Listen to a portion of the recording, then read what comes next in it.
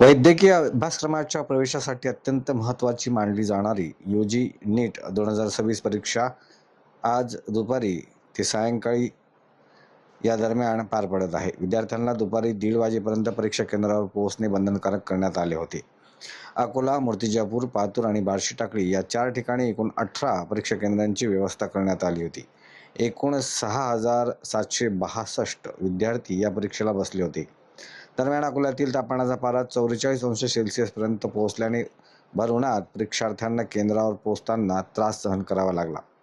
राष्ट्रीय परीक्षा एजन्सीमार्फत आयोजित या परीक्षेसाठी प्रशासनाने आवश्यक त्या उपाययोजना केल्या असून प्रश्नपत्रिका, वाहतूक व इतर संवेदनशील बाबींवर कडेकोट बंदोबस्त ठेवण्यात आला होता. परीक्षा केंद्रांवर शिस्तबद्ध प्रवेश दिला गेला. परीक्षेसंबंधी नसलेल्या कोणालाही प्रवेशास सक्त मनाई करण्यात आली होती. तसेच उमेदवारांची तपासणी, नोंदणी आणि बायोमेट्रिक पडताळणी करण्यात आली.